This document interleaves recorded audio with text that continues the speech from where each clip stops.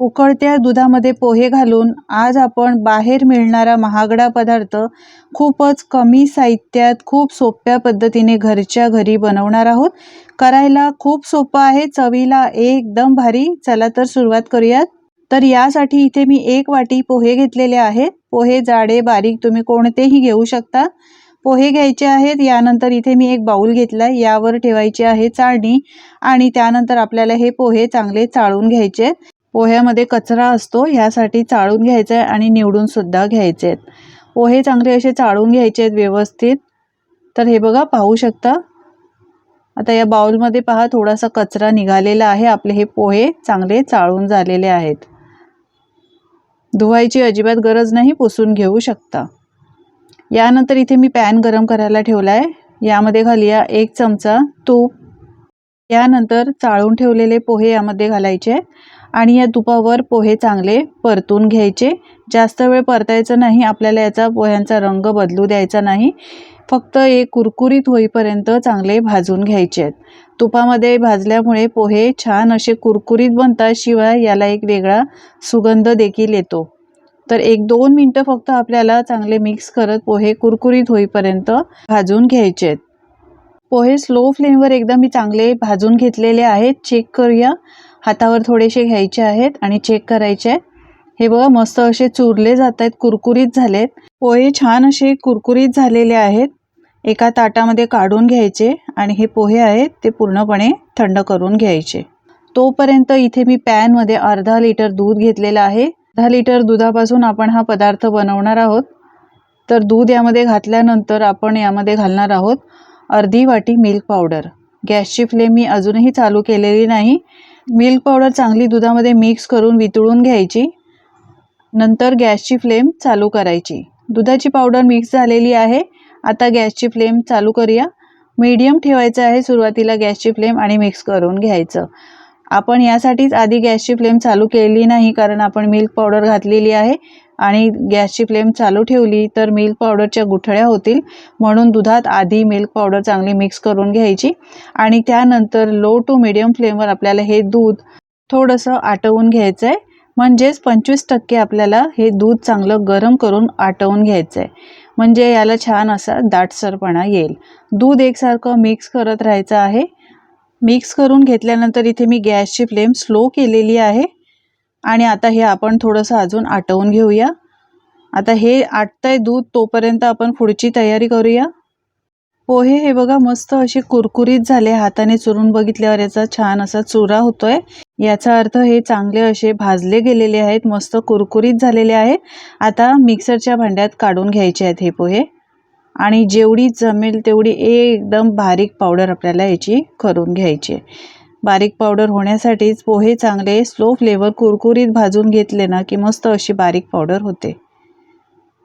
तर छान 3-4 वेळा फिरून घेतलं ना की मस्त अशी बारीक पावडर झालेली आहे। ही बघा, तुम्हाला दाखवते, या पद्धतीने बनवून घ्यायची। जर जाडी पावडर राहिली तर मिक्सरला अजून एकदा बारीक करून घ्यायची, नाहीतर चाळणीने चाळून घ्यायची। हे बघा, अशी पावडर पाहिजे। आता हे दूध सुद्धा आपलं छान असं आटलेलं आहे, 25% आटवून घेतलेलं आहे। आता यामध्ये खाली आपण डेसिकेटेड कोकोनट म्हणजे रेडीमेड जे किसलेलं खोबरं मिळतं ना ते घेतलेलं आहे, पाव वाटी। यानंतर सारख्याच वाटीने मी इथे पाऊण वाटी साखर घेतलेली आहे। साखर इथे तुम्ही तुमच्या आवडीनुसार घेऊ शकता, तुम्हाला किती गोड हवी त्याप्रमाणे। यानंतर पोह्याची जी पावडर बनवून ठेवली होती ती घालायची आहे आणि लगेचच आपण हे मिक्स करून घ्यायचं आहे। पोहे आहे लगेचच दाटसरपणा येतो आणि पटकन असं हे व्यवस्थित मिक्स होतं। आपण मस्त पोह्याची बर्फी बनवतोय। आता ही बर्फी बनवण्यासाठी एकसारखं मिक्स करत राहायचं आहे, जोपर्यंत याचं बॅटर आहे घट्ट होत नाही आणि याला बर्फीचं टेक्स्चर येत नाही। एक 2-3 मिनिटातच हे बॅटर छान असं घट्ट व्हायला लागतं। हे बघा, मस्त असं घट्ट झालेलं आहे। यानंतर या बर्फीला छान अशी चव येण्यासाठी यामध्ये घालायची आहे आपल्याला वेलची पावडर। तुम्ही पोहे वाटतानाच पाहिजे तर वेलचीचे दाणे घालू शकता, पण माझ्याकडे वेलची पावडर होती म्हणून मी ती घातलेली आहे। आता यानंतर एकसारखं परत मिक्स करून घ्यायचं आहे आपल्याला। थोडंसं अजून हे बॅटर घट्ट पाहिजे, यासाठी याला बर्फीला छान असं टेक्स्चर येण्यासाठी, शायनिंग येण्यासाठी यामध्ये मी घातलंय 1 चमचा साजूक तूप। तूप घातल्यानंतर व्यवस्थित असं मिक्स करून घ्यायचं आहे। हळूहळू हे बर्फीचं टेक्स्चर यायला लागलेलं आहे. याला अजून थोडंसं व्यवस्थित मिक्स करून घेऊया, म्हणजे बर्फी सेट करायला घेतल्यानंतर छान अशी व्यवस्थित सेट होईल आणि वड्या छान अशा पडतील. चांगलं व्यवस्थित मिक्स करून घेतलंय.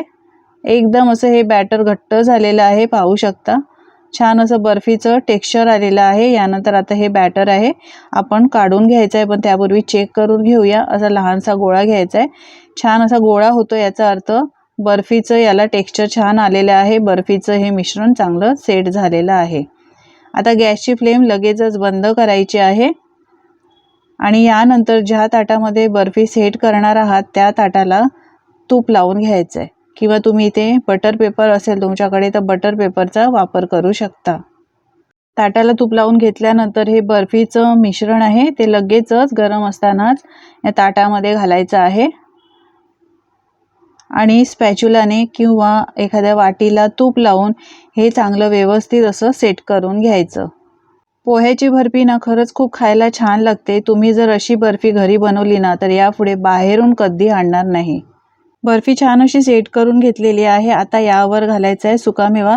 काजू, बदाम, पिस्ता असे बारीक चिरून घेतलेले आहेत, ते घालायचे आहेत. म्हणजे ही बर्फी छान अशी आपल्याला हलवाईकडे मिळते ना त्या पद्धतीची दिसते आणि चवीला सुद्धा ही बर्फी खरंच खूप छान लागते. तुम्ही जर सणासुदीला या बाहेरून जर अशी बर्फी आणत असाल, मिठाई आणत असाल तर यापुढे आणू नका. अशीच बर्फी तुम्ही ही घरच्या घरी स्वस्तात मस्त बनवू शकता. मस्त अशी काजू, बदाम, पिस्ता मी सेट करून घेतलेले आहेत. यानंतर वाटीने किंवा स्पॅच्युलाच्या मदतीने ते सेट करून घ्यायचे. थोडंसं असं प्रेस करायचं आहे म्हणजे ते निघत नाहीत. व्यवस्थित असं प्रेस केल्यानंतर आपल्याला ही बर्फी रूम टेम्परेचरवर अर्ध्या तासासाठी किंवा फ्रीजमध्ये तुम्ही 15 मिनिटासाठी ठेवू शकता. 15 ते 20 मिनिटात ही सेट होते फ्रीजमध्ये. तर मी फ्रीजमध्ये ठेवली होती. मस्त अशी सेट झालेली आहे. सुरीने कापून घ्यायची. तुम्ही हव्या त्या आकारामध्ये कापू शकता, चौकोनी किंवा डायमंड शेपमध्ये कापू शकता. तर मी ही डायमंड शेपमध्ये कापते. मंडळी, तुम्हाला माझी जर रेसिपी आवडत असेल तर एक लाईक करायला विसरू नका आणि तुम्ही कुठून ही रेसिपी पाहता हे सुद्धा मला कमेंट करून नक्की सांगा, म्हणजे मी तुमचे आभार मानू शकेन. सणासुदीचे दिवस म्हटले की हलवाईकडे बर्फी घ्यायला गेलो तर बरीच महाग मिळते, पण ही बर्फी तुम्ही अशी पोह्याची बनवली ना तर याची चव एकदम माव्यासारखी लागते. बाहेरून न आणता तुम्ही घरच्या घरीच अशी ही सणासुदीला एकदम सोप्या पद्धतीने अशी ही पोह्याची बर्फी बनवू शकता. ही पोह्याची बर्फी बनवून एकदा फ्रीजमध्ये ठेवली तर 15 ते 20 दिवस टिकते. बघा ना किती मस्त असं काजू कतलीसारखी ही बर्फी तयार झालेली आहे. एकदम काजू कतलीसारखीच दिसते. आपण यामध्ये कोणत्याही माव्याचा किंवा खव्याचा वापर केलेला नाही, तरीही देखील ही खायला एकदम चवीला छान लागते. याचं टेक्स्चर पाहू शकता किती मस्त झालेलं आहे. पाहुणे आले की तुम्ही त्यांना जर अशी ही बर्फी बनवून दिली ना तर त्यांना खरंच वाटणार नाही की तुम्ही ही घरीच बनवलेली आहे.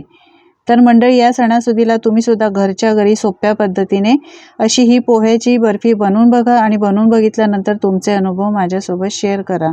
आजची रेसिपी जराही आवडली असेल तर लाईक करा, शेअर करा. चॅनलवर नवीन असाल तर चॅनलला सबस्क्राईब करा.